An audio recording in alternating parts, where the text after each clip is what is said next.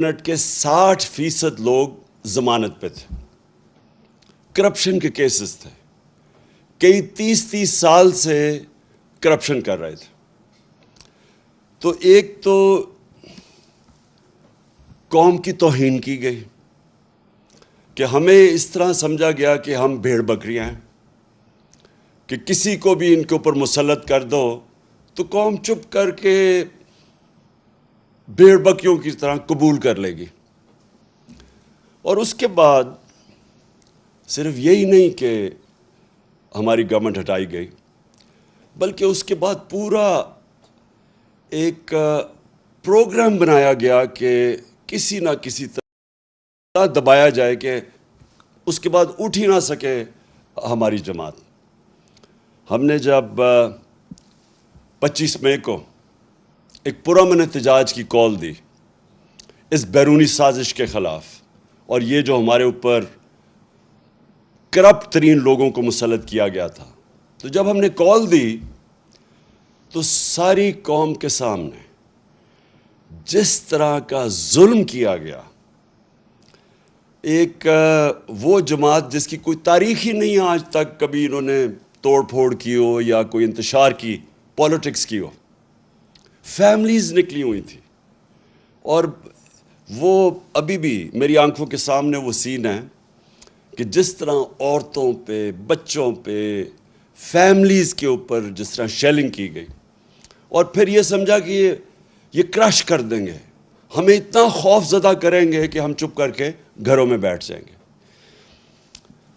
تو میں آج اپنی قوم کا اس لیے آپ کا شکریہ ادا کرتا ہوں اور اللہ کا شکر ادا کرتا ہوں کہ اس کا خاص کرم ہے ہمارے پہ کہ ان 3.5 سالوں میں بجائے اس کے کہ قوم اتنی خوف زدہ ہو کہ گھروں میں بیٹھ جائے اور یہ ظلم کو قبول کر جائے، لوگ ایک قوم بننا شروع ہو گئے، پاکستان ایک قوم بننی شروع ہو گئی۔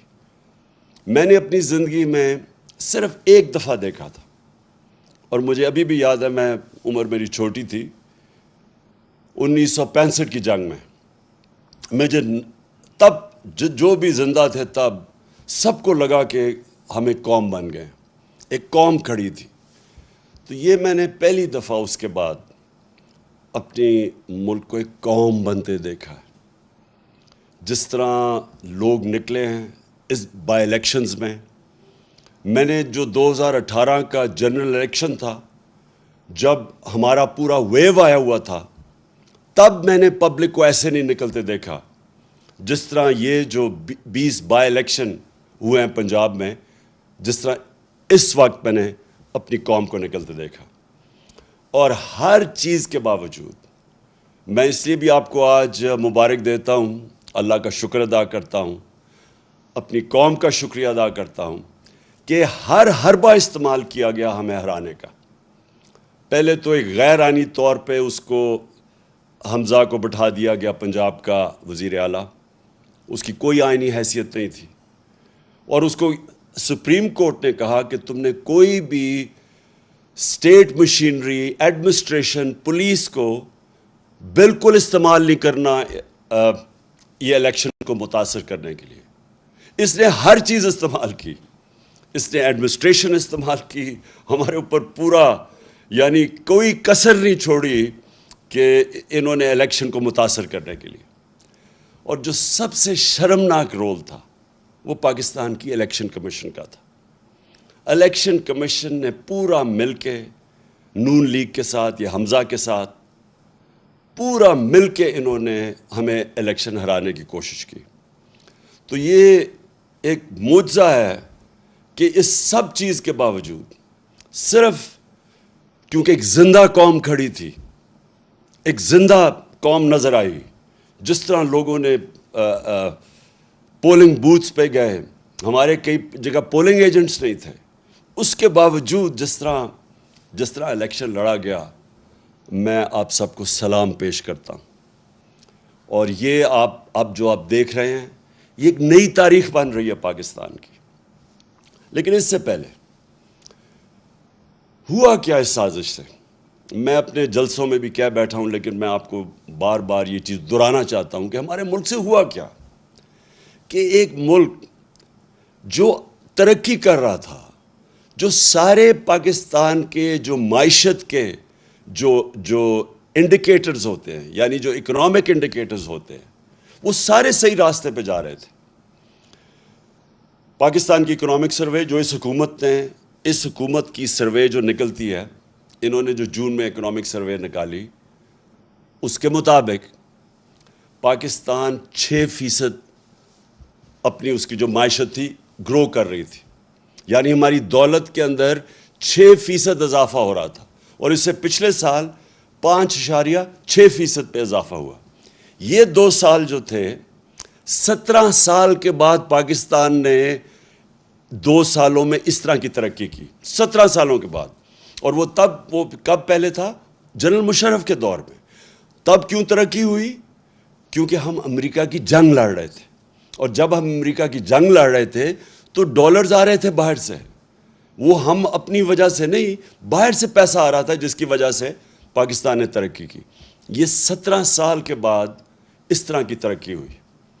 ہماری زراعت 4.4% پہ اوپر آئی. 4 ہماری جو فصلیں تھیں ان کی بمپر کراپ یعنی ریکارڈ پیداوار ہوئی 2 سال. جو فیوچر ہے پاکستان کا، ٹیکنالوجی کا، ہم نے جو اپنی ٹیکنالوجی کی جو سیکٹر کی مدد کی، 2 سالوں کے اندر 75% ہماری آئی ٹی کی ایکسپورٹس بڑھی. اور ہم جو باقی ہمارے پلانز ابھی آگے تھے، ٹیکنالوجی زونز کو جو ابھی ڈیولپ کر رہے تھے، باہر سے انویسٹمنٹ آ رہی تھی، وہ بیچ میں رہ گئی. لیکن ٹیکنالوجی کی طرف ہم پورے اپنی، کیونکہ نوجوان آبادی ہماری، یہ فیوچر ہے، اس کے اوپر بھی، اس راستے پہ بھی نکل گئے تھے. اور جو سب سے زیادہ ضروری، جو مجھے خوشی ہوئی جس چیز کی، کہ ہم نے پاکستان کے اندر پہلی دفعہ ایک اپنے ملک کو فلاحی ریاست کی طرف لے کے جا رہے تھے. اور وہ کیا کہ ہم نے وہ چیز کی جو آپ اکثر دنیا کے ملک میں دیکھ لیں، ہیلتھ کارڈ، ہیلتھ انشورنس. ایک غریب گھرانے کے لیے جو سب سے تکلیف دہ چیز ہوتی ہے، جو بے بسی ہوتی ہے غریب گھرانے میں، وہ تب کہ اگر بیماری ہو گھر میں اور پیسہ نہ ہو علاج کروانے کا. اور یہ جو بھی، میں بلکہ غریب گھرانے چھوڑیں، سفید پوش گھرانوں کے اندر بھی یہ ہوتا ہے کہ کئی دفعہ ہوتا کیا ہے کہ ایک ایسی بیماری آ جاتی ہے جس کی وجہ سے جو بجٹ ہے ایک خاندان کا، وہ اپسیٹ ہوتا ہے، اور وہ خاندان ہی مقروض ہو کے غربت کی لکیر سے نیچے چلا جاتا ہے. تو یہ بہت بڑا قدم ہم نے اٹھایا تھا کہ اپنے لوگوں کو ہیلتھ انشورنس 10 لاکھ روپے 1 سال میں خاندان کسی بھی ہسپتال میں جا کے اپنا علاج کروا لے. تو پہلی دفعہ غریب لوگ پرائیویٹ ہاسپٹلز میں جا کے علاج کروا رہے تھے. تو فلاحی ریاست کے لیے ہیلتھ کارڈ جو سب سے ضروری.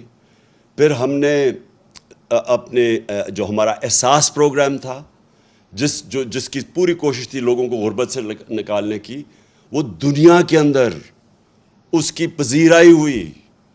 ورلڈ بینک نے اس کو دنیا میں جب جو کرونا کے دور میں 4تھا پروگرام دیکھا جو سب سے کامیاب غربت کم کرنے والا پروگرام تھا، پاورٹی ایلیویشن کا پروگرام، 4تھے نمبر پہ ورلڈ بینک نے. اسٹینفورڈ یونیورسٹی کی ابھی رپورٹ آئی ہے کہ پاکستان کا جو احساس پروگرام تھا وہ پاکستان کو ایک فلاحی ریاست کی طرف لے کے جا رہا تھا. کامیاب پاکستان پروگرام. ہم نے 20 لاکھ خاندان کو نیچے قرضے دینے شروع کیے سود کے بغیر، گھر بنانے کے لیے، اپنی کوئی کاروبار شروع کرنے کے لیے، اور پھر کسانوں کو ہم نے دیا قرضے اپنی زمین کو بہتر کرنے کے لیے سود کے بغیر. یہ ساری چیزیں لے کے جا رہی تھی پاکستان کو فلاحی ریاست بنانے میں. اور یہ یاد رکھیں کہ اس دور میں کرونا ہوا پاکستان میں. کرونا جو دنیا کے اندر ایک ایسی بیماری آئی کہ ساری ایک صدی میں ایک دفعہ اس طرح کی بیماری آتی ہے، اور اس کی وجہ سے جو دنیا کے اوپر اثرات ہوئے، ہندوستان میں ہوئے، ایران ہمارے ساتھ ہمسایوں کو. اور وہ دیکھیں کہ جو پاکستان جس طرح اس مشکل وقت سے نکلا، تو وہ بھی انٹرنیشنلی اکنالج کیا گیا. World Health Organization, World Economic Forum, ان سب نے اس چیز کو تسلیم کیا کہ پاکستان ان 3 ملکوں میں سے تھا جنہوں نے سب سے بہتر اس وبا کے دوران اپنی عوام کو بھی بچایا, بیماری سے بچایا, لوگوں کو غربت سے بچایا, دونوں طرف, اور پھر اپنی معیشت کو بچایا. تو ہم وہ نمبر 3 وہ ملکوں میں سے تھے جنہوں نے سب سے بہتر اس سے نکلے. تو جب پاکستان ادھر کھڑا تھا تب ہماری ٹانگیں کھینچی گئی, تب یہ سازش کی گئی. اور سازش کے بعد جو آج پاکستان کے حالات ہیں, 3.5 مہینے ہو چکے ہیں. سب سے پہلے تو یہ روپیہ دیکھیں کہ 53 روپیہ ڈالر سے گر چکا ہے. ہمارے 3.5 سال میں جو ڈالر کم ہوا تھا وہ 50 روپے تھا, یعنی روپیہ جو گرا تھا 50 روپے 3.5 سال میں. یہ 3.5 مہینے کے اندر 53 روپے گر چکے ہیں ڈالر پہ, یعنی کہ ہمارا روپیہ اور کمزور ہو چکا ہے. اور اس کا جو اثرات ہوں گے, اب ہر چیز مہنگی ہوگی, کیونکہ جو باہر سے اب تیل لیتے ہیں وہ مہنگا ہو جائے گا, اس سے بجلی مہنگی ہوگی. گیس باہر سے لیتے ہیں جو ہم اپنے بجلی گھر چلانے کے لیے, وہ مہنگی ہوگی, اس سے بجلی کی اور قیمت اوپر جائے گی. اور پھر کوئلہ وہ مہنگا ہو جائے گا, تو اس سے ایک اور مہنگائی کی لہر آنے والی ہے. تو یہ سوال یہ ہے کہ جب ایک ملک ٹھیک چل رہا تھا, یہ کیوں اجازت دی گئی سازش کی؟ اور میں یہاں اپنے وہ ان طاقتوں سے پوچھنا چاہتا ہوں جو روک سکتی تھیں اس کو, اور میں نے ان کو یہ آگاہ کیا کہ اگر اس وقت یہ سازش کامیاب ہوئی تو جو سیاسی بحران ہوگا, اس کی وجہ سے جو معاشی بحران آئے گا, یہ حکومت نہیں اس کا سامنا کر سکے گی. کیونکہ انہوں نے تو جب بھی یہ حکومت میں آئے ہیں, انہوں نے تو کبھی بھی معیشت ٹھیک نہیں کی. یہ یاد رکھیں, ڈاکٹر عشرت حسین کی کتاب ہے کہ 90 کی دہائی سے پہلے پاکستان ہندوستان سے بھی آگے تھا اور بنگلہ دیش سے بھی آگے تھا. جب سے یہ 2 خاندان آئے ہیں, ہم ان دونوں سے, ہندوستان سے پیچھے رہ گئے, بنگلہ دیش سے بھی پیچھے رہ گئے. تو ان کی وجہ سے تو ملک نیچے گیا ہے. اس لیے میں نے پوری کوشش کی بتانے کی بھی کہ ان سے نہیں سنبھالا جائے گا, اور آج آپ ساری قوم کے سامنے ہیں جو پاکستان کے حالات ہیں, اور ان سے نہیں سنبھالے جائیں گے.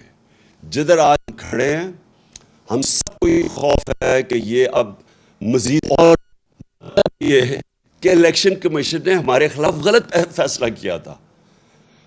انہوں نے باعث تھا, جانبدار تھے, انہوں نے جو فیصلہ کیا تھا وہ ایمانداری سے نہیں کیا تھا.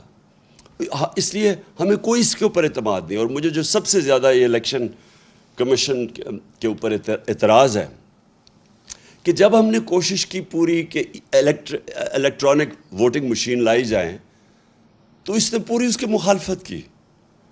تو ہندوستان میں بھی الیکٹرانک ووٹنگ مشینز ہیں, ایران میں بھی الیکٹرانک ووٹنگ مشینز ہیں, اور جو 2015 کے اندر جوڈیشل کمیشن بنی تھی دھاندلی کے اوپر, جسٹس سیف الملک یا ناصر الملک کے نیچے جو بنی تھی, جسٹس ناصر الملک کے نیچے, تو اس کے اندر ایک ہی چیز سامنے آئی تھی کہ جو ساری دھاندلی ہوتی ہے وہ ہوتی ہے جب الیکشن ختم ہوتی ہے اور اس کے بعد جب رزلٹ اناؤنس ہوتا ہے.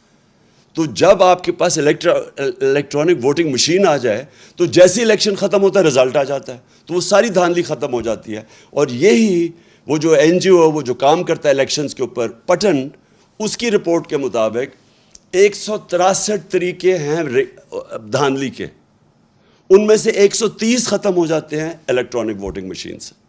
لیکن یہ الیکشن کمیشن نے پوری سازش کی, سیبوٹاج کیا, اور اس نے نہیں ہونے دی الیکٹرانک ووٹنگ مشینز. لہٰذا میری نمبر 1 ڈیمانڈ یہ ہے کہ اگر آگے اب ہم نے نکلنا ہے تو سب سے پہلی چیز تو ہمیں ایک کریڈیبل الیکشن کمیشن چاہیے. نمبر 2, دیکھیں مشکل ہے, حالات ہمارے اس وقت مشکل ہیں, اور جس طرح جتنی دیر یہ گورنمنٹ رہے گی مزید اور مشکلیں بڑھتی جائیں گی. اور اس میں سے نکلنے کے لیے صرف اگر ہمیں قوم بنے، قوم ہی نکل سکتی ہے۔ دیکھیں، یہ میں آپ کو سمجھانے کی کوشش کر رہا ہوں کہ قوم اور ہجوم میں بڑا فرق ہوتا ہے۔ جب ایک قوم بن جاتی ہے تو وہ جب مل کے 22 کروڑ لوگ جب مل کے فیصلہ کرتے ہیں کہ ہم نے مثلا اپنے قرضے اتارنے ہیں، وہ اتار دیں گے اپنے قرضے۔ جب ایک قوم فیصلہ کرتی ہے کہ ہم نے ٹیکس اکٹھا کرنا ہے تاکہ ہمارے پاس پیسہ ہو، تاکہ ہم اپنے اسکول بنائیں، ہسپتال بنائیں، اپنی انفراسٹرکچر ٹھیک کریں، وہ کر سکتی ہے قوم۔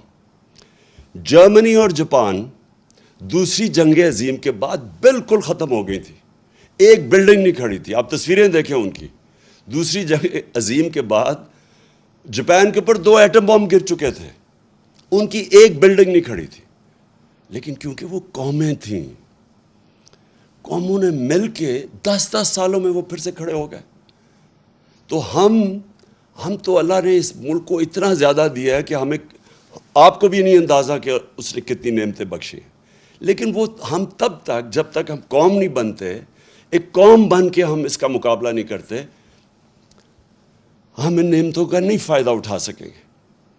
ہم جب، مجھے بڑی اچھی طرح یاد ہے جب زلزلہ آیا پاکستان میں 2005 اور 2010 میں جب سیلاب آیا، کیونکہ میں کام کر رہا تھا، ریلیف ورک کر رہا تھا، میں لوگوں کے بیچ میں تھا، تو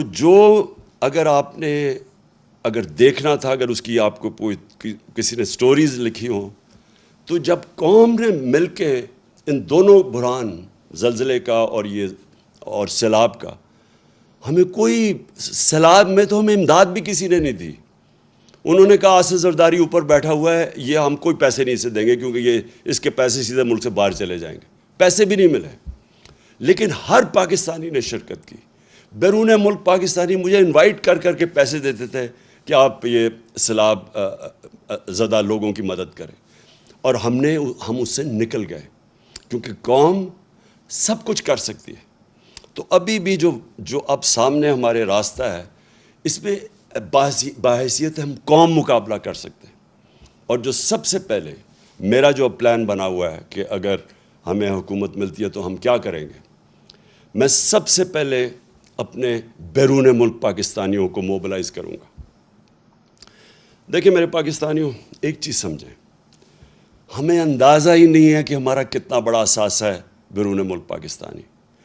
ہم نے آتے ساتھ ہی ان کی تھوڑی سی مدد کی کہ یہ جو پیسے بھیجتے ہیں، ریمیٹنسز بھیجتے ہیں، جو ہمارے لوگ باہر کام کرتے ہیں، ہم نے کوشش کی کہ بینک کے تھرو بھیجیں۔ پاکستان کی تاریخ میں سب سے زیادہ 31 ارب ڈالر کی ریمیٹنسز آئیں۔ ابھی ہم نے شروع ہی ہوئے تھے، ابھی ہم اور بھی ان کی مدد کر رہے تھے۔ ہم نے روشن ڈیجیٹل اکاؤنٹ کھولا تھا، ہم نے ابھی ان کے لیے پوری ایک پلان بنایا ہوا تھا کہ کیسے ہم نے ہاؤسنگ کے اندر ان کی انویسٹمنٹ لے کے آنی ہے۔ جو سب سے بڑا میرا پلان تھا، اور مجھے سب سے افسوس ہے کہ پہلا پلان سیبوٹاج کیا یہ آصف زرداری کی سندھ حکومت نے۔ ہم نے ایک بنڈل آئلینڈ ہے، اس کے اوپر ایک نیا شہر بنا رہے تھے، ماڈرن سٹی، اور بڑے بڑے انویسٹرز آ گئے جنہوں نے اربوں ڈالر اس میں انویسٹ کرنا تھا۔ تو اس سے ہونا کیا تھا کہ اس سے ایک تو کراچی جو پھیلتا جا رہا ہے اور جو مشکل، پانی بھی نہیں دے سکتے، سیوریج بھی نہیں دے سکتے، یعنی کراچی کا حالات جو کھنڈر بنتا جا رہا ہے، جب ایک پورا ایک ماڈرن سٹی جس طرح دبئی ہے، کیا وجہ کہ ہم دبئی جیسا ایک جزیرے کے اوپر شہر نہیں بنا سکتے؟ تو وہ پورے انویسٹرز بھی آ گئے۔ سندھ حکومت نے سیبوٹاج کیا، انہوں نے کہا کہ نہیں، ہم این او سی دے کے واپس لے لیا، اس میں ڈالرز آنے تھے۔ دوسرا جو راوی سٹی ہے، راوی سٹی لاہور کو بچانے کے لیے پرانا پلان ہے کوئی 15-20 سال کا، اس کے لیے بھی لوگ آ گئے، انویسٹرز تیار، ابھی بھی انویسٹرز ہیں، پتہ نہیں ابھی وہ، کیونکہ جب سے ہماری حکومت گئی ہے مجھے نہیں پتہ، وہ بھی آ گئے۔ ایک عدالت نے 1 سال سٹے آرڈر دے دیا، آگے بڑھ نہیں رہے تھے ہمیں، تو رکاوٹیں تھیں۔ لیکن اگر دونوں جگہ پیسہ آ جاتا تو آج یہ جو ہمارا روپیہ گر رہا ہے، یہ روپیہ نہ گرتا، کیونکہ ہمارے پاس ڈالرز آ جانے تھے باہر سے۔ تو کہنے کا مقصد یہ کہ اس طرح کے اور ہمارے پلانز ہیں۔ جو بیرون ملک پاکستانی ہیں، وہ سب سے پہلے، اگر ہم ان کے لیے جو پیکیج میں تیار کر رہا ہوں، ہم جب ان سے جب پیسہ آئے گا تو جب تک ہماری ایکسپورٹس اوپر جاتی ہے، کیونکہ اس وقت ہماری امپورٹس زیادہ ہے، ایکسپورٹس کم ہے، اور ہماری ریکارڈ ہمارے دور میں سب سے زیادہ ایکسپورٹس ہوئے تھے، تو جب تک ہماری ایکسپورٹس امپورٹس کے ساتھ نہیں ملتی تب تک ہم بیرون ملک پاکستانیوں سے ڈالرز منگوا کے تو یہ پورا کریں گے، جو گیپ پورا کریں گے، تاکہ ہمارے روپے پہ پریشر نہ پڑے جو روپیہ گرتا جا رہا ہے۔ تو پہلی چیز تو میری یہ ہے کہ ہم نے اپنے بیرون ملک پاکستانیوں کو پوری طرح اس ملک کی جو ہم اس بحران سے نکالیں گے، پوری طرح ان کی ہم مدد لیں گے، اور ان کا جو اربوں ڈالر ان کے باہر پڑے ہیں، یہ محنت کش لوگ ہیں، ان کا انشاءاللہ پیسہ لے کے آئیں گے۔ یہ کبھی بھی پیسہ جو ابھی حکومت میں بیٹھے ہیں کبھی ان کو پیسہ نہیں دیں گے۔ کیوں نہیں وہ پیسہ دیں گے؟ ابھی ریمیٹنسز نیچے چلی گئی ہیں، کیوں نہیں دیں گے؟ کیونکہ ان کو کہتے ہیں پیسہ پاکستان لے کے آؤ، اور یہاں سے ہی اپنا پیسہ باہر نکال دیتے ہیں۔ یعنی یہ کس طرح کی لیڈرشپ ہے کہ خود اپنے ان کے اربوں ڈالر باہر پڑے ہوئے ہیں اور دوسروں کو کہتے ہیں کہ پاکستان میں آ کے پیسہ انویسٹ کرو۔ کیوں بیرون ملک پاکستانیوں نے اتنے بڑے مظاہرے کیے ان کے خلاف؟ جب ہماری حکومت گرائی ہے، کبھی پاکستان کی ہماری تاریخ میں بیرون ملک پاکستانی اس طرح کبھی نکلے ہی نہیں باہر مظاہرہ کرتے ہوئے۔ کیوں وہ نکلے ہیں؟ کیونکہ ان کو پتہ ہے کہ ان کے اربوں ڈالرز کی پراپرٹیز باہر پڑی ہوئی ہیں، تو ان کو کہتے ہیں پاکستان میں پیسہ انویسٹ کرو، یہاں سے پیسہ چوری کر کے باہر لے جاتے ہیں۔ تو ان کے ہوتے ہوئے کوئی باہر سے پیسہ نہیں آنے لگا، اس لیے یہ ہاتھ پھیلا کے پھرتے ہیں کبھی کسی ملک کے پاس، اور یہ واقعی اس قوم کے لیے شرمندگی ہے کہ ہمیں میرے دور میں جو مجھے سب سے شرمندہ ہونا پڑا کہ جب یہ خزانہ خالی چھوڑ کے چلے گئے تھے۔ آپ کو پتہ ہے سب سے بڑا خسارہ یہ چھوڑ کے گئے تھے، کرنٹ اکاؤنٹ ڈیفیسٹ جسے کہتے ہیں، 2018 میں۔ تو مجھے مجبوراً جانا پڑا اپنے دوست ملکوں کے پاس پیسہ لینے کے لیے، تو بڑا شرم آتی ہے، حالانکہ میں 30 سالوں سے شوکت خانم کے لیے پیسے اکٹھے کرتا ہوں، لیکن جب میں پاکستانیوں سے پیسے اکٹھے کرتا ہوں مجھے شرم نہیں آتی، کیونکہ پاکستانیوں کا ہاسپٹل ہے۔ لیکن جب کسی باہر والے سے جس طرح مجھے پیسہ مانگنا پڑا پاکستان کے لیے، میں آپ کو یقین دلاتا ہوں کہ یہ میرے لیے تو شرم مجھے آتی ہے، لیکن یہ ہمارے ملک کے لیے برا ہے۔ وہ پاکستانیوں کی عزت نہیں کرتے جب جس ملک کے سربراہ جا کے دنیا سے پیسے مانگتے ہیں۔ اس لیے انشاءاللہ اس بار ہم نے پلان بنایا ہوا ہے کہ ہم نے صرف اپنے بیرون ملک پاکستانیوں سے پیسہ اکٹھا کرنا ہے، اور ان کے پاس اتنا پیسہ ہے کہ ہمیں کوئی IMF کے پاس جانا نہیں پڑے گا انشاءاللہ۔ دوسری چیز دیکھیں، پاکستان کا جو سب سے بڑا مسئلہ ہے وہ ہے جس کو انگریزی میں کہتے ہیں رول آف لا، مطلب انصاف، مطلب قانون کی حکمرانی، مطلب کہ قانون کے سامنے سب ایک برابر۔ اصل میں جو ہمارے نبی صلی اللہ علیہ وسلم کی جو ایک حدیث ہے وہ سب کچھ کہہ جاتی ہے کہ تمہارے سے پہلے بڑی قومیں تباہ ہوئیں، جو طاقتور ڈاکو چوری کرتا تھا اس کو نہیں پکڑتی تھی اور کمزور کو جیل میں ڈال دیتی تھی، اور یا میری بیٹی بھی اگر چوری کرے گی تو اس کو سزا ملے گی۔ یعنی کوئی قانون سے اوپر نہیں ہے۔ یہ سب سے بڑی جنگ ہے پاکستانی۔ میرے پاکستانیوں سمجھ جاؤ، یہ ہے اصل جہاد اس ملک کی۔ جب تک اس ملک میں ہم انصاف نہیں قائم کریں گے، جب تک کہ یہ طاقتور ڈاکو ملک میں دندناتے پھریں گے، اور جب بھی ان کو کوشش ہوگی ان کو قانون کے نیچے لانے کی، یہ بلیک میل کریں گے، دھمکیاں دیں گے۔ یہ انہوں نے کیا تماشا کیا کل ہماری سپریم کورٹ کے ساتھ؟ سپریم کورٹ ایک چھوٹا سا سوال پوچھ رہا تھا، چھوٹا سا سوال تھا کہ صرف یہ بتا دو کہ کہاں، اور سپریم کورٹ کی رولنگ کو وہ بات تھی، وہ سپریم کورٹ یہ کہہ رہا تھا ایک جگہ ہمیں بتا دو کہ کیا پارٹی ہیڈ فیصلہ کرتا ہے یا پارلیمنٹری ہیڈ فیصلہ کرتا ہے، بس یہ تھا۔ کیونکہ پارلیمنٹری ہیڈ نے فیصلہ کیا تھا اور پرویز الہی جیت گیا تھا، یہ کہہ رہے تھے کہ نہیں جی پارٹی ہیڈ جس کو انہوں نے آصف زرداری گیا اس کو شام کو مل کے، اور اس نے اس کو کہا کہ جی پارٹی ہیڈ نے دوسرا فیصلہ کر دیا۔ اب قانون کے اندر واضح سب کو ہے، کسی وکیل سے پوچھ لیں کہ کسی صورت یہ جو یہ کہہ رہے تھے وہ غلط تھا کہ پارٹی ہیڈ کا نہیں فیصلہ تھا، یعنی چودھری شجاعت کا فیصلہ نہیں تھا۔ کیا کیا انہوں نے نہیں کیا عدلیہ سے. سارے وہ ایک سے ایک بڑا ملک کا ڈاکو بیٹھ گیا ٹیبل پہ اور ایک سے ایک شروع ہو گیا برا، کوئی عدالتوں کو برا بھلا کہنا، تھریٹن کرنا، یعنی دھمکیاں دینا. اور یہی تھا جب نواز شریف کے یہ جو مریم کے نام پہ یہ جو فلیٹ پکڑے گئے پینما میں، یہ تو بیرونی انکشاف ہوا تھا. پینما کے جب جج بیٹھے ہوئے تھے وہ ایک ہی سوال پوچھتے رہے کہ یہ بتا دو کہ پیسہ، آپ نے کہا ہاں ہمارے یہ 4 بڑے بڑے محلات ہیں، بس یہ بتا دو کہ پیسہ کدھر سے آیا خریدنے کا. وہ جواب نہ دیں، سارے دنیا کی جواب دیتے رہے. اور وہ یہ بات صرف یہ کہنے کی، یہ قانون کے اوپر سمجھتے ہیں اپنے آپ کو. یہ سمجھتے ہیں کہ یہ قانون صرف کمیوں کے لیے ہے، یہ صرف عام لوگوں کے لیے قانون ہے، ہم کوئی بہت ہی خاص چیز ہے جو قانون سے اوپر ہے. اور یہ سب سے بڑا مسئلہ ہے پاکستان کا. جب تک ہم ان بڑے بڑے مافیاز کو، یہ جو بڑے بڑے کارٹیلز بیٹھے ہوئے ہیں، مونوپولیز بیٹھی ہوئی ہیں، یہ جو ملک کے قیمتیں اوپر بٹھا، جس طرح شوگر مافیا بیٹھ کے اوپر چینی کی قیمت کر دیتا ہے، عوام کو پستا ہے، جب تک ہم ان لوگوں کو قانون کے نیچے نہیں لے کے آئیں گے پاکستان ترقی نہیں کر سکتا. اور یہ ہے اس ملک کی جنگ. آج سے 26 سال پہلے میں نے جب اپنی پارٹی اناؤنس کی تھی تحریک انصاف، اس کا مطلب ہی یہ تھا، کیونکہ میں تو باہر دنیا میں دیکھ لیا تھا، میں تو برطانیہ میں یہ جو قانون کی حکمرانی ہے دیکھ لی تھی، وہاں تو کوئی قانون کے اوپر نہیں ہے. آپ یہ سوچیں کہ ان کا پرائم منسٹر بورس جانسن بھاری اکثریت سے جیتتا ہے الیکشن، اس کی پارٹی اس کو نکال دیتی ہے. کیوں نکالتی ہے؟ صرف ایک چیز سے. انہوں نے کہا سب کے لیے قانون تھا کہ کرونا کے دوران آپ نے اکٹھے نہیں ہونا، تو آپ کیوں اکٹھے ہو گئے؟ اس چیز کے اوپر اس کو نکال دیتے ہیں. یہاں اربوں روپے کی پراپرٹیز ان کی باہر پکڑی جاتی ہیں، جواب دے نہیں سکتے، اور وہ لیڈر بنے ہوئے ہیں.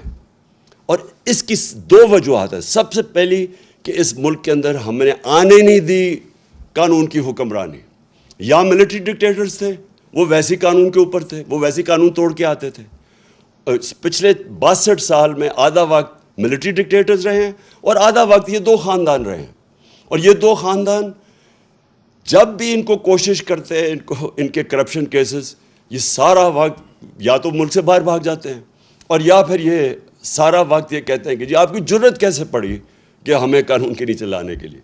اور جب تک یہ نہیں ہوگا میرے پاکستانیوں، جب تک ہم اپنے ملک میں انصاف قائم نہیں کر سکیں گے، جس ملک میں صرف غریب لوگ جیلوں میں جائیں اور طاقتور ڈاکو ایوانوں میں پھرے، پرائم منسٹر بن جائے، اتنے بڑے کیسز ہوں، جب تک ہم یہ نہیں کر سکیں گے، یہ ہے اصل جہاد اس ملک کی. تو میری کوئی کسی سے دشمنی نہیں ہے. مجھے یہ بڑا عجیب لگتا ہے کہ کہتے ہیں جی، مجھے کئی صحافی بھی کہتے ہیں عمران صاحب آپ ان سے کیوں نہیں بات چیت کرتے، آپ بات ہی نہیں کرتے. بات چیت سب سے کرتا ہے پولیٹیشن. طالبان ہیں، جو TTP ہے، ان سے بھی بات کرنے کے لیے ہم تیار ہیں. ہم وہ جو بلوچستان کے اندر جو سیپریٹسٹ ہیں ان سے بھی بات کر سکتے ہیں. سندھ میں جو کہتے ہیں سندھو دیش، ان سے بھی سب سے بات کر سکتے ہیں.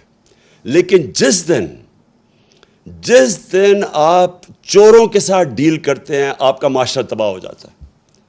میں آپ سے پوچھتا ہوں، کیا اگر آپ کے گھر کا کوئی ڈاکہ مار لے اور آپ کہیں جی آپ اس سے بات کریں، آپ کیوں نہیں بیٹھ کے بات چیت کر دیتے؟ تو وہ تو سارے ڈاکے مارنے شروع ہو جائیں گے. آپ اگر جب تک سزائیں نہیں دیں گے ڈاکے مارنے والوں کو، تو معاشرہ تو چلتا ہی نہیں آگے. یہ ذہنوں میں ڈال لیں کہ بات چیت میری کوئی ذاتی دشمنی نہیں ہے، لیکن اگر ہم نے ملک کو بچانا ہے، اور کوئی ملک آج مجھے بتا دیں، سوئٹزرلینڈ، جو ملک خوشحال ہے، سارے خوشحال ملکوں کے اندر ایک چیز ہے، کوئی قانون سے اوپر کوئی انسان نہیں ہے. اور یہ ہمارے، پھر سے میں اپنی قوم کو بار بار بتاتا ہوں کہ میرے پیارے نبی صلی اللہ علیہ وسلم نے 1500 سال پہلے تقریباً یہ کہہ دیا تھا کہ اگر تم نے تباہ ہونا ہے تو طاقتور ڈاکوں کو چھوڑ دو اور کمزور کو پکڑو. اور یہ ہمارا اس وقت سب سے بڑا چیلنج ہے. اس کے بعد جو اللہ کا حکم ہے امر بالمعروف. دیکھیں، میں نے اپنا ٹائم کتنے 20-25 سال گزارے ہیں برطانیہ کے اندر. اتنا بڑا فرق ہے ان کے اور ہمارے معاشرے میں. دیکھیں ایک معاشرہ اچھائی کے ساتھ جب تک نہیں کھڑا ہوتا تو برائی اوپر آ جاتی ہے. اللہ کا حکم ہے کہ امر بالمعروف اچھائی کے ساتھ کھڑے ہو اور برائی کے خلاف کھڑے ہو, برائی کے خلاف جہاد کرو. یہ جس کو کہتے ہیں جب تک آپ اپنی اخلاقیت کا معیار اوپر نہیں اٹھاتے معاشرہ اوپر نہیں جاتا. جب ہم اچھے برے کی تمیز ہی ختم کر دیتے ہیں, جن کے اوپر اربوں روپے کے کیسز ہیں کرپشن کے, ان کے اوپر پھول پھینکتے ہیں. جو ملک سے ایک سزائے یافتہ ملک سے جھوٹ بول کے فرار ہوا ہے اور اسے کہتے ہیں جی کہ اس کے کیسز ہی معاف کر دو. یعنی جب ہم یہ کرتے ہیں, یا یہ جو چور اوپر آ کے بیٹھ گئے ہیں جو ان کو سزا ہونی تھی, ہم اپنے معاشرے کو تباہ کر لیتے ہیں. جب بھی آپ کوئی ایڈوانس معاشرہ دیکھیں گے اس میں آپ یہ دیکھیں گے امر بالمعروف. اور پھر جو آخری دو چیزیں یہ ہیں کہ پاکستان کو ایک فلاحی ریاست بننا ہے. فلاحی ریاست کیوں بننا ہے؟ کیونکہ دیکھیں چائنا نے یہ ثابت کیا, ہمارا رشتہ کیا لا الہ الا اللہ. کیونکہ یہ دیکھیں پاکستان میں کتنی زبانیں ہیں, صوبے ہیں, ہم یعنی کافی فرق ہے ایک دوسرے سے. اوپر سے شروع کریں گلگت بلتستان سے, چترال جائیں, قبائلی جو پرانا قبائلی علاقہ تھا بلوچستان, فرق ہے, زبانیں بھی فرق ہیں. لیکن ہمارا رشتہ ہے کہ اے اللہ تیرے سوا کوئی خدا نہیں. دیکھیں یہ جو رشتہ ہے ہمیں یہ مضبوط کرنا ہے. یہ ہے نظریہ پاکستان. اور نظریہ پاکستان جب لا الہ الا اللہ کا نعرہ لگا تھا تو وہ کیوں لگایا تھا؟ کیونکہ جو ہمارے فاؤنڈنگ فادرز تھے, علامہ اقبال اور پھر قائد اعظم, ان کی علامہ اقبال کا ساری جو آپ پڑھیں ان کی جو انہوں نے جو ساری اپنی فلسفہ ان کا لکھا, سوئے ہوئے مسلمانوں کو جگا رہے تھے, ایک غلام قوم کو جگا رہے تھے, خودداری پیدا کر رہے تھے. خود ہی وہ صرف یہ بتا رہے تھے کہ غلام بڑے کام نہیں دنیا میں کر سکتے.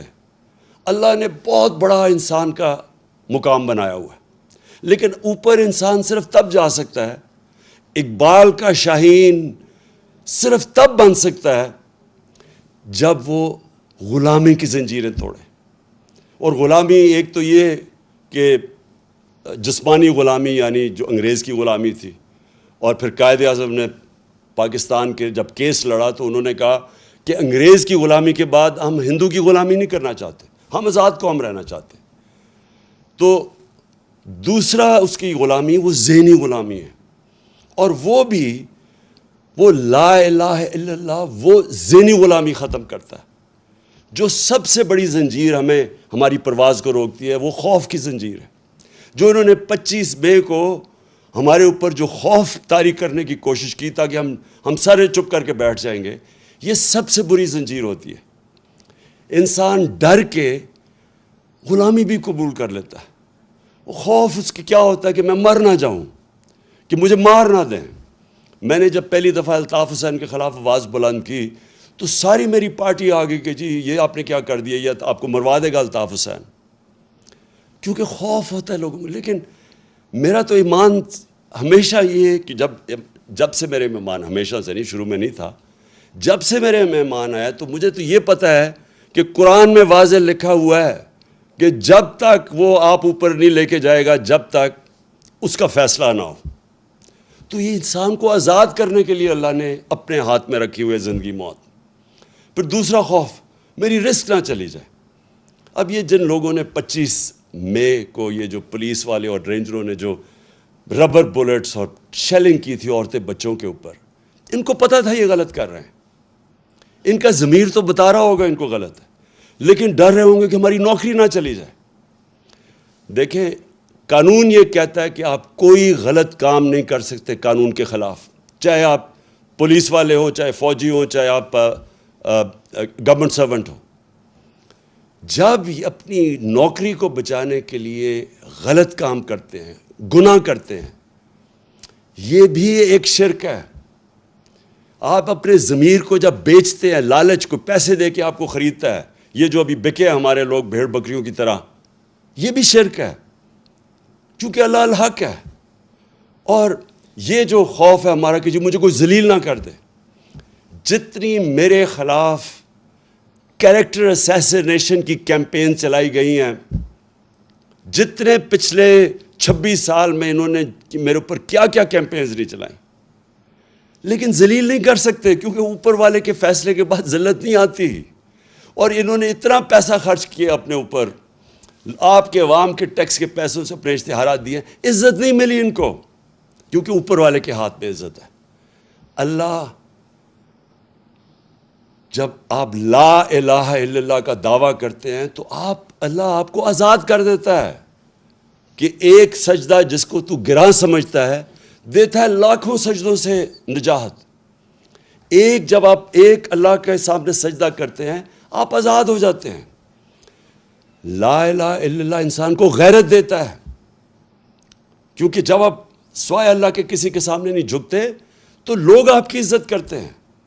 اور قوموں کا بھی یہی ہے کہ جب ایک دھمکی آئے امریکہ سے اور ایک دھمکی کے اوپر ہم ان کی جنگ میں شامل ہو جائیں اور اپنے 80,000 لوگوں کو قربان کر دیں امریکہ کے لیے، اور پھر برا بھلا بھی وہ ہمیں کہیں، اور ہم اپنے لوگوں اپنا قبائلی علاقہ تباہ کر دیں ان کو خوش کرنے کے لیے، اور ہم 100 ارب ڈالر سے اوپر اپنے ملک کا نقصان کر دیں، اور ہمارے ملک میں 400 ڈرون اٹیک کریں جس کی کوئی مثال ہی نہیں ہے کہ آپ جس ملک کی مدد کر رہے ہیں وہ آپ کے اوپر ہی ڈرون اٹیک کر رہا ہے، عورتیں بچے مار رہا ہے، اور کوئی بولے نہ خوف کی وجہ سے کہ وہ امریکہ سپر پاور ہے۔ یہ ہے شرک، میری نظر میں یہ شرک ہے۔ میں جب یہ جنگ چل رہی تھی میں مسلسل کہتا رہا کہ یہ غلط ہے۔ مجھے کہہ رہے تھے طالبان خان ہے اور ہر قسم کی میرے اوپر، بلکہ یہ اخباروں میں پڑھے مجھے انہوں نے کیا کیا کہا کہ دہشت گرد ہے اور یہ وہ ہے۔ دیکھیں، میں اپنی قوم کو سب کو کہنا چاہتا ہوں، ہم نے اپنے آپ کو ذلیل کیا ہے یہ شرک کر کے۔ آپ ریمنڈ ڈیوس مزنگ کے اندر دن دہاڑے 2 پاکستانیوں کو 19 اور 20 سال کے لڑکوں کو گولی مار دیتا ہے۔ اس کی بیوی خودکشی کر لیتی ہے کہ مجھے یہ انصاف نہیں ملے گا کیونکہ امریکن نے گولی ماری ہے۔ آپ کو پتہ ہے کہ پاکستان کے انصاف کے نظام نے کیا کیا؟ اس کو پکڑ کے امریکنز کو واپس کر دیا اور وہ کھلا پھرا تھا۔ کیا پاکستانی وہاں یہ کرے تو کیا وہ معاف کریں گے؟ ہمارے ایمل کانسی نے امریکہ کے اندر 2-3 لوگ قتل کر دیے اور وہ پاکستان آ گیا۔ انہوں نے پاکستان آ کے ہمارے قانون کے یعنی ہماری عدالتوں کے بغیر یہاں سے آ کے اغوا کر کے لے گئے، اور ہم نے ان کی مدد کی اغوا کرنے کے لیے۔ اور امریکہ کے اندر جج پوچھتا ہے کہ آپ نے پاکستان سے اس کو اٹھا کے لے آئے، کیسے آئے؟ تو اس کا وکیل کہتا ہے کہ پاکستان ڈالر سے لیے اپنی ماں کو بھی بیچتے ہیں۔ یہ ہم نے ذلت اٹھائی ہے، یہ ہمارا قصور ہے، یہ امریکہ کا قصور نہیں ہے، کیونکہ ہم یہ خوف کے بت کی پوجا کرتے ہیں۔ میں کبھی یہ نہیں کہوں گا کہ ہم کسی قوم کی دشمنی لیں، میں یہ کبھی نہیں کہوں گا کہ ہم امریکہ کے ساتھ اپنے تعلقات بگاڑ دیں۔ ہمیں اچھے تعلقات ہمیشہ رکھنے چاہیے امریکہ سے۔ سب سے زیادہ ایکسپورٹ کرتے ہیں ہم امریکہ کو۔ ہماری جو سب سے طاقتور کمیونٹی ہے پاکستانی، وہ امریکن پاکستانی کمیونٹی ہے۔ لیکن غلامی، اس سے بہتر ہے انسان مر جائے کہ اگر آپ نے غلامی کرنی ہے۔ میں تو غلامی سے بہتر ہے کہ آپ کو مر جانا چاہیے۔ دیکھیں، ہمیں خوددار قوم بن کے رہنا ہے۔ ہمارے بڑوں نے جہاد کی تھی، جدوجہد کی تھی پاکستان کے لیے، اس لیے نہیں کی تھی کہ آج ہم ایسے بیکاریوں کی طرح پھریں کسی کے سامنے اور جھکیں کسی کے سامنے۔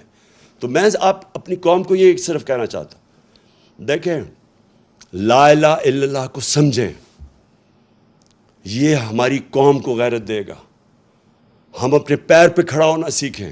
میں یہ جو آج آپ کے سامنے رکھ رہا ہوں، میں اس باری انشاءاللہ بیرون ملک پاکستانی ہوں، ان سے میں انشاءاللہ پیسہ اکٹھا کروں گا تاکہ ہمیں کسی اور کے پاس جا کے ہاتھ نہ پھیلانے پڑے۔